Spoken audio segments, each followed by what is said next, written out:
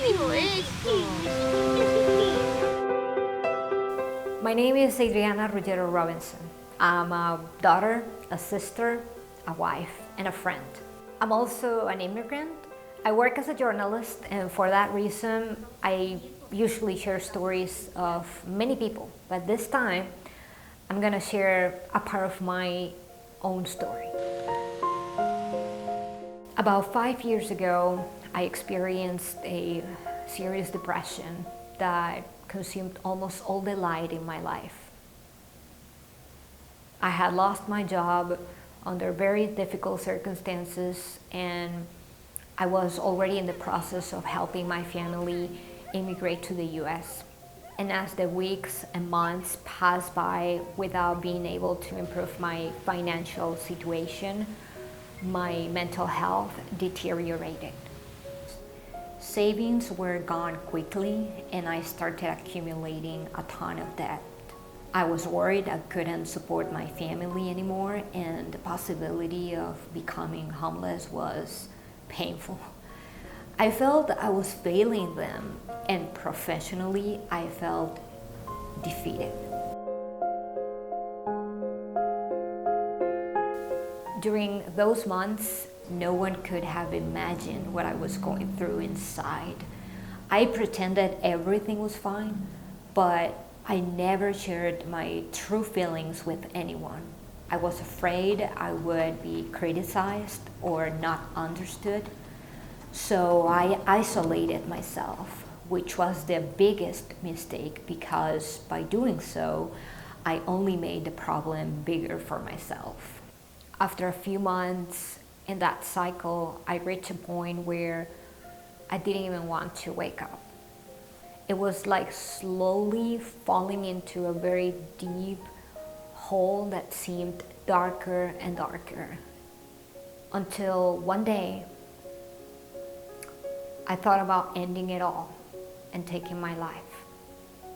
Fortunately for me, even though that was the darkest day of all, it was also the day that I started looking for the light in the tunnel. In the middle of how cloudy my mind was, I called the suicide prevention line because somehow I knew I needed help to get out of that place where if I continued, I might have not returned. The next day, I looked for professional help, and I began a treatment that little by little helped me to come out again. In that process, I learned a lot about myself and about being more comfortable with my internal difficulties, which I had not addressed properly before, such as the panic attacks that I developed when I was younger, and which I ignored, and they just got worse.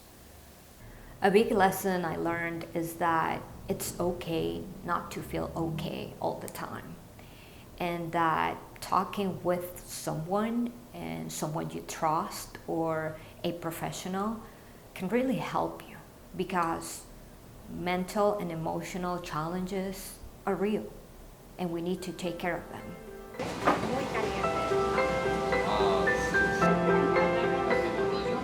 Today I have a full life with the love of my husband and my whole family that has been my engine, and an inner strength that I built from the ashes of my own battle.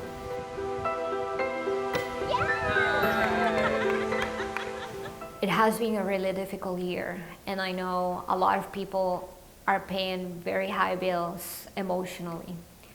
So I'm just hoping with my story I can give them a little bit of hope and know that even if you are at the darkest point in your life, the sun will always come out again. We just need to find a way to ask for help, and there to be help.